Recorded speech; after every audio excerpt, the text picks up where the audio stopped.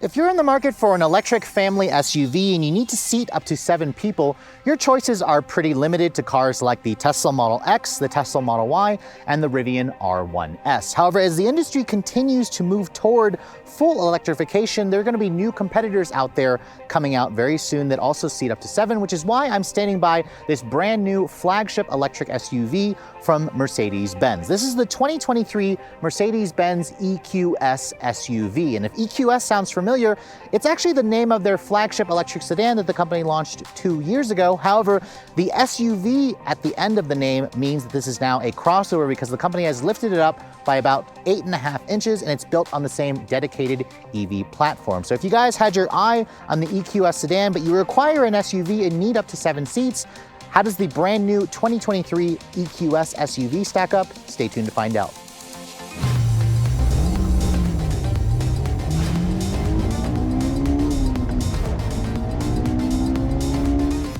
So in case you guys aren't aware, Mercedes-Benz is in the process of introducing an all-new family of electric vehicles under the sub-brand Mercedes EQ. The EQS was their first model, a fully dedicated electric sedan that was basically the size of an S-Class. They also are introducing a smaller EQE, and there's also a smaller EQB, which isn't based off of a dedicated EV platform. This EQS SUV is a GLS-sized vehicle that is built off of the same dedicated platform as the EQS sedan.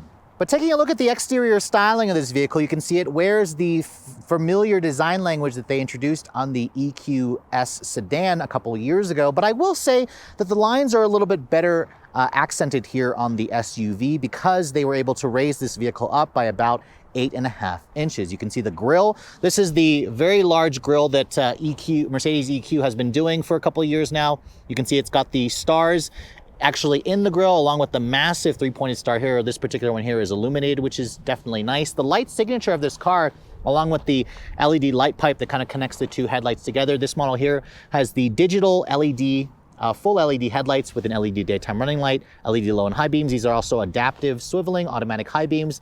They also project images onto the road, which again gives this a really high-tech feel at night, makes it look pretty cool. The AMG body styling package of this particular model here also gives you some functional air intakes. There's also some more air intakes down here. Although the grille is closed off because it's an EV, you don't necessarily need to have open grills for cooling an engine. Now, this is the part where I'd love to show you guys what's underneath the hood, but the hood doesn't open, just like on the EQS sedan, because there's a HEPA air filtration system underneath there. But here in America, this model will launch in 3 different powertrain configurations. There's the base version, which is an EQS 450 Plus, which is a single motor rear-wheel drive. There's also an EQS 450 Plus 4MATIC, which adds all-wheel drive, so it adds a separate motor at the front axle. Those versions make around 355 horsepower, and torque is either 419 or over 500 pound-feet if you guys go for the all-wheel drive model. This model here is the 580, which means you have twin electric motors fed by the same battery pack. However, you have 536 horsepower and 661 pound-feet of torque. That is definitely around 26 more versus the EQS sedan, around 20 more versus the EQS 580 sedan. So it's a nice healthy increase. It all goes out through a 1-speed automatic transmission. The range for this vehicle is going to be at around 285 miles for the all-wheel drive versions. The rear drive version can get up to 305 miles on a full charge. So again, a little bit less versus the EQS sedan, but it's because this model is heavier and it's not quite as aerodynamic. Curb weight should be just under 6,000 pounds. So as I mentioned earlier, it's heavier. Mercedes has not mentioned the towing capability of this particular model yet, but they did say performance is pretty good. This model should get to 60 in around 4.5 seconds. It should also reach a top speed of around 130 miles an hour. But let's go ahead and talk about the rest of the styling, because I mentioned earlier, this is built off of the EQS's platform, which means it has the same 126.4-inch long wheelbase. Its overall length is around 202 inches long. So this is about 5 inches shorter versus the EQS sedan, but this is now the biggest or the longest electric SUV you can buy. This is about 4 inches longer versus a Tesla Model X and about an inch longer versus the Rivian R1S. Both of those models, again, were one of the only large 3-row SUVs that are electric you can buy. This is now another entry. Now, looking at the wheels, you can see my tester has a 21-inch wheel wrapped in a 275/45 R21 tire. The rear is slightly fatter at 285s. This is, again, more of like an aero style wheel. It's an AMG line wheel. I don't particularly like the way the wheel looks. Mercedes has several different wheels to choose from. But you can see here, it's got a Pirelli P0 all-season tire. I actually drove this vehicle on an off-road course earlier where they stuck a fatter or an all-terrain tire on it with a smaller 20-inch wheel. This particular model here also comes standard with the company's Airmatic air suspension with adaptive dampers, and we also have four-wheel active steering. The rear wheels will actually turn up to 10 degrees in either the same or opposite direction based on the speed that you're traveling with. This model here has a new off-road suspension mode, which means when you have it in off-road mode, it actually lifts the vehicle up by about an inch, and you get a total of around 8.7 inches of ground clearance. So that's actually a pretty good amount. Sadly, there are no skid plates, additional skid plates, but Mercedes tells us that the battery is very well protected. It's encased in like an aluminum frame that can support the weight of the vehicle. So off-roading earlier in this vehicle, it was definitely an eye-opening experience. Now, just like the sedan, it says EQS over here, and then there's an integrated turn signal mirror above me. You can see there's a big panoramic glass roof. That roof actually does open, which is nice. You should be able to get roof rails on this vehicle. This model here doesn't have it. But like I said earlier, this is about 8.5 inches taller versus the sedan, which translates into slightly better proportions. I still think it kind of looks like a minivan. It has kind of like a jelly bean shape, but over here at the rear, I think the lines are definitely better. This is about a couple inches shorter, about 3 inches shorter versus the GLS SUV. But again, think of this vehicle as a GLS SUV gone electric. Now at the back, you can see the taillights have that signature look from the EQ family, a full length, full LED taillight, LED turn signal, LED reverse light. There's a badge here that says which model it is, EQS 580, along with a 4MATIC badge. And then down here on the rear diffuser, it's slightly more aggressive looking with some chrome trim that tries to make it look like exhaust tips. But again, this is a fully electric vehicle. The rear wiper, as you can see, I kind of wish it was hidden underneath the actual rear spoiler, but it's overall a nice looking vehicle from the back. Now, opening up the trunk area, you can see the cargo space is pretty good as long as you don't have the third row seat up. And you can see the third row is optional, and it should be able to accommodate smaller adults or children, but with the third row seat up, you get around 7 cubic feet of space. 7 cubic feet is definitely not a lot. In fact, they could have made the shape a little bit boxier to give you actually more space. Like if you try to stack stuff up here to the top, you can see it's going to get cut off by the shape of the rear roof.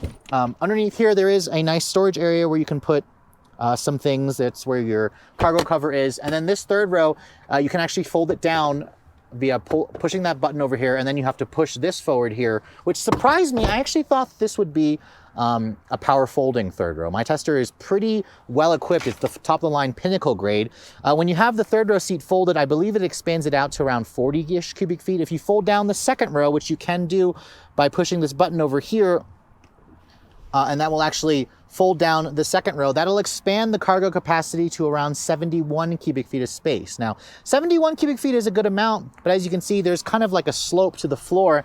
But again, if you're looking at some of the competitors, the EQS SUV definitely has one of the largest cargo areas in the segment.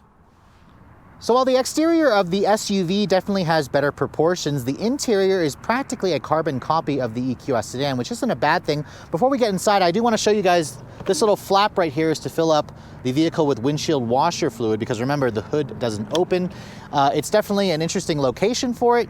At least if you decide to spill over that, it'll kind of just spill right onto the road. But just like the sedan, you can see it's got the pop-out door handles. So when you lock the vehicle, you can see the door handles retract in. That's all for aerodynamics and just that plush look. As you approach the vehicle with the fob, you can see this is the newer fob that Mercedes is using on their vehicles. It has lock, unlock. You can open up the trunk. There's a panic button. You can also access the vehicle to remote start it and ping the car with the Mercedes Me app. I don't have access to that, obviously, because this is a press vehicle. But as you approach the car, it should unlock the door for you, but we're going to go ahead and use the key fob. You can see when you unlock the door, that basically allows the door handles to pop out. And you can see my tester with the Celamite gray exterior has this beautiful two-tone upgraded Designo style leather interior with the pillows. These seats are also heated and ventilated. They are also massaging. And you can see the two-tone look here with the beige or with the blonde colored leather with the navy blue on the top portion of the dash along the door panel with the kind of bronze rose gold accents. It just makes for a beautiful, welcoming environment. And you also have this beautiful matte finish wood trim with the kind of like flowing lines that you see on the wood, soft touch paneling or soft leather with stitching, genuine stitching on that area. This area right here is a soft touch injection molded plastic as well, which is nice. You can see also the ambient lighting in this car. Mercedes does a really great job at just being over the top with the ambient lighting, and it's no exception for this vehicle. The window controls, you can see, have that high quality tactile feel.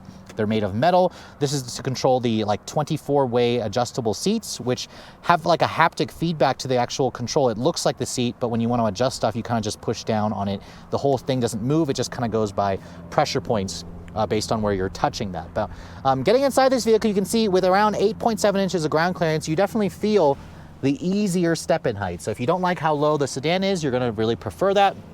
As I get in and shut the door has a pretty solid sounding thunk, which is nice, although I will say that this car doesn't have soft closed doors. That's something the sedan also lacks, and I think that for the price, you should include soft closing doors, especially where this vehicle fits. Now, as you can see, my tester has the massive 56-inch curved or hyper screen, the OLED hyper screen. So when you start the vehicle up, the stop button is over here.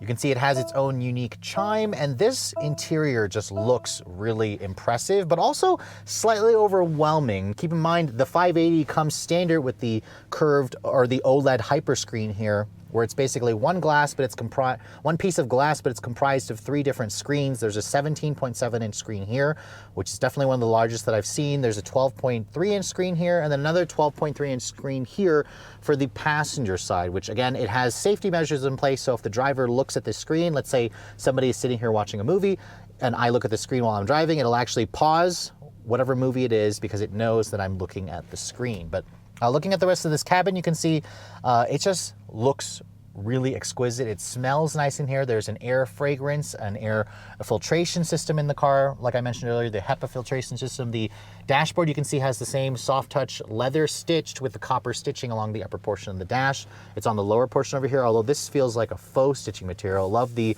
beautiful flowing a matte finish wood or the open pore wood, which is nice. The steering wheel, you can see power, tilt, and telescoping. There's also paddles on the wheel to adjust the regen braking. The horn sounds pretty good. It's typical, or it's very appropriate sounding considering the size of this vehicle. You have touch controls to control the screen over here, which you can see here, just like other Mercedes products. You have a volume control there where it's a touch sensitive control. And then you can also see the heads-up display includes things like augmented reality. It just all looks very, very nice. The CarPlay, you can see wireless CarPlay with over-the-air updates, which is definitely nice. You can see that's what the CarPlay looks like. It takes up the entire screen, or almost the entire screen, although this is a huge screen. It doesn't really need to. You still have your usual climate buttons or climate functions down here, where this always pretty much stays in place. Going to the climate menu, you can see you can adjust the first and the second row and the third row air quality, and then the air quality here along with the fragrance. All of that, again, pretty much what you expect. If you want to access the massage, you push the home screen here and go to comfort, and then here's where you can access the massage. There's several different modes. You can also access it from this screen over here. So again, all the stuff that you expect. There are 3-person memory seats here, along with heated and ventilated seats, and there's also a heated steering wheel. You also get 3-person memory seats on the passenger side as well. That's all what you pretty much expect. The GPS, you can see, Mercedes has been doing a really great job with upgrading that, and the EQS is certainly no exception. This looks just as nice, if not nicer, versus the Audi Google Earth display, which again, it's on a much, much larger screen, so that's stuff that you expect when you have a flagship luxury vehicle with a 6-figure price tag. Now over here, you can see, open this up, you have a wireless phone charging pad, you have 2 USB-C charging outlets, cup holders, as well as more storage down here, which is great. You can see there's a fingerprint reader over here where if I touch that, it'll memorize all of my settings, my preset settings and whatnot. The EQ badge here, again, shows you your charging information. You can open and close the charging flap as well, and show your predicted range and what's actually sucking up the range itself. There's a car icon here that gives you quick access to functions that you're probably going to use a lot of the times. You can also turn on and off the active lane keep assist here. You can raise and lower the vehicle. Your drive mode selector is right here. Push this switch. You can see there's 5 different modes. There's a new off-road setting, like I said earlier, which raises the vehicle up and limits the speed to around 68 miles an hour. That's a new feature. I doubt many owners are going to actually take their vehicle off-road, but I showed earlier today that it is very possible. Now, opening up this, you can see really deep center console storage area. There's 2 USB-C charging ports down there. It's all lined in felt. This is all beautifully leather stitched. The seats themselves are also very comfortable and supportive. You can also adjust the bolstering. I love this pillow that they're putting on the higher end versions. The headrest also kind of moves forward and back manually, which again aids in a lot of comfort. And then you can see here the glove box. It's pretty big, it's deep, it's damped, and it's lined with felt. And then over here you can see really nice frameless rearview mirror. I really wish that Mercedes would do a digital camera rearview mirror. Sadly, they don't. The panoramic roof, you can see, you can open it up over the two front seats, which lets in a lot of fresh air and a lot of light, which is great. This is the biggest that it opens, sadly, but you control it via this touch-sensitive panel, more LED lighting and LED map lighting throughout, along with a Alcantara material on the headliner. But overall, the cabin has all of the luxuries and technologies and build quality that I saw in the EQS sedan, so that's a great thing. The one thing to take note, however, is visibility still is somewhat compromised, where you have this really high dash, and then you have these really fat A-pillars where you can easily lose a vehicle or pedestrian. It just takes some getting used to when you're first behind the wheel of the car. Moving on to the back seats of the EQS SUV, you can see opening up the door, the back seats definitely have the same kind of luxury and technology that you find from the front seats, especially my tester. It's the Pinnacle trim, which includes the rear seat entertainment system back here, which also includes HDMI ports. It basically allows you to kind of mirror the exact screen from the front, where you can put it onto the rear of the vehicle. You can put your GPS and whatnot. And then the space back here is plentiful. Because the second row, you can see it actually adjusts. You can move it forward and back. You can also recline it. These seats are also 3-level heated, although it's missing the cooled function. I'm not entirely sure what option package it's missing to add that. I also don't have final legroom figures just yet for the second row, but you can see getting back here, it is just a really, really nice place to spend time. You can also kind of recline the seat back, push it all the way back as well. There's also pillows back here, which again add to the comfort. And then, like I said earlier, this screen is practically the same screen that you get from the front. You can see there's even your GPS, where kids can kind of see where or how far away you are. You can see going into comfort here. You can also adjust the ambient lighting back here, the seat positioning, the energizing comfort. That's where it'll play music and do a whole mood thing based on, you know, what you're feeling like listening to. And this is definitely a nice addition, and it gives you, kind of a reason to, skip just getting your kids an iPad. Just use this because there are USB or HDMI ports. Now back here as well, you also have 4-zone climate control, where there's touch sensitive controls. You have rear seat air vents there on the center stack, and then you also have them here on the B pillar, which is nice. Completely flat floor, which is great as well. And then in terms of legroom, I'd probably say it's like around 39 inches with the seat all the way back. Now keep in mind, I can push this seat forward, which you're gonna have to do to actually get space into the third row for adults to actually use it. It is a very tight third row if the seat is all the way back. Open this up, you can see 2 USB-C charging ports and 2 HDMI ports for those of you who wanna hook up a video gaming system. And then over here, you can see the glass roof has like this partition here. This portion doesn't open up to the air, to the elements, but you can open and close a shade. And then if you fold this down, you can see there is an armrest here that folds down. You have some storage, and then you can also adjust things from this little screen here, which is definitely cool. You can also take this out, which allows you to kind of use this as like a tablet, which is pretty cool. Or again, push that button here. Like I said, this comes out, it's like a little tablet, or you can also just kind of leave it here. It's gonna self-charge automatically, which again is going to make this interior feel even more special, which I really love. You can even control the screen from that side and the screen on the passenger side as well. You can see there's basically the same system that's kind of mirrored into this screen over here. So again, this is all very, very nice. Although my tester is missing cooled seats back here, like I said, along with a massaging seat function. Now, there is, looks like cup holders. If you push that, that actually does pop out. The cup holders are also like a cell phone storage area right here, along with 2 storage pockets in the back as well, which is definitely very, very nice. But let me get into the third row, because a lot of you are probably wondering, how is the third row seat space? Now, getting back here is pretty simple. There's a switch at the top of the seat back on both sides. Just push that switch. You can see the front seat actually moves out of the way, which I suspect it won't move if it senses that there's somebody sitting there. But you can see the seat itself kind of moves forward and allows you to have a pretty decent amount of room to get back here. Now, keep in mind, I had this seat adjusted forward a few inches to give me extra space. And I have to say, this is a very small third row.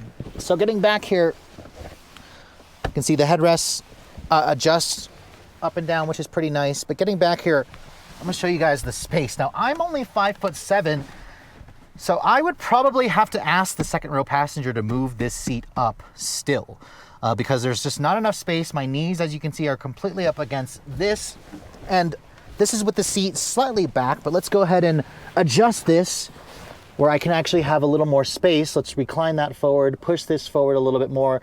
You can see pushing it forward this much definitely reduces the space back here, but now that I've done that, I can finally sit back here and my knees are basically just touching the seat back of this car. And then in terms of headroom, you can see my head is also pretty much at the ceiling. My hair is touching the ceiling, and I'm only 5'7", so space back here is very small, even for average size adults. It's gonna be reserved for kids.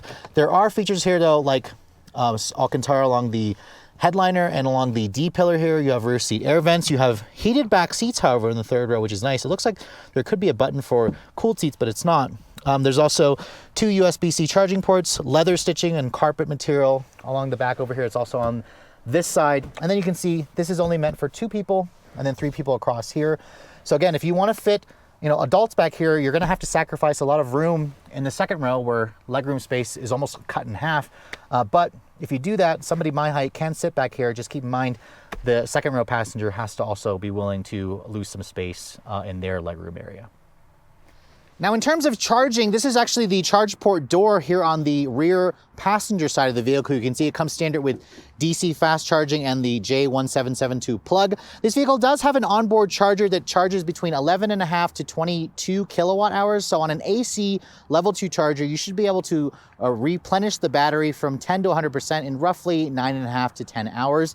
The EQS SUV is capable of accepting up to 200 kilowatt hours if you guys find a DC fast charger. That basically will allow you to go from 10 to 80% in roughly 31 minutes, the same as the sedan. And like I said earlier, this model here has roughly 285 miles of EPA range. Those are Mercedes estimates. The EPA hasn't finalized their estimates as of this filming.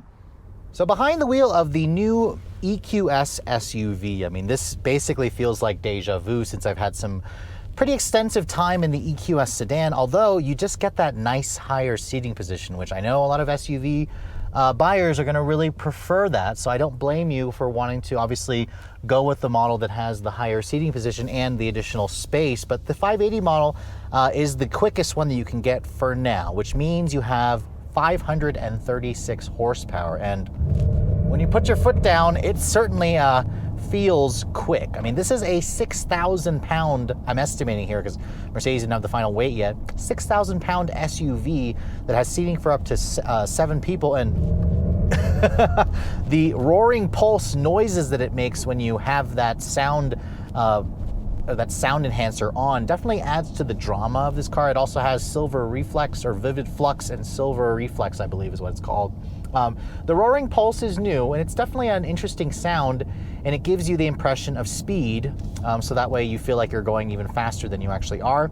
But going down the road, the adaptive air suspension, the adaptive dampers, the 4-wheel steering of this car really makes for a driving experience that kind of shrinks. It feels smaller than this SUV actually is, and that's kind of the whole point. A lot of these luxury brands are kind of, adding the 4-wheel steering to their big vehicles, and it really shrinks the turning radius. You can turn on a dime with this car, and you really notice just how easy it is to maneuver the vehicle. And I think that's definitely a good thing in making cars like this, big cars like this, just feel a lot more nimble and a lot easier to drive. The ride quality also is really smooth. Even in sport mode right now, it just soaks up the bumps really well. You don't even notice, imperfections in the road as much. And then off-roading, it even feels just as nice. So I think it's a really, really great thing when you are just tootling this car around town. It has plenty of power. It has great visibility out of the front, although you have to get used to the really high dash. That's something that it took me a second to get used to in the EQS sedan. But once you do,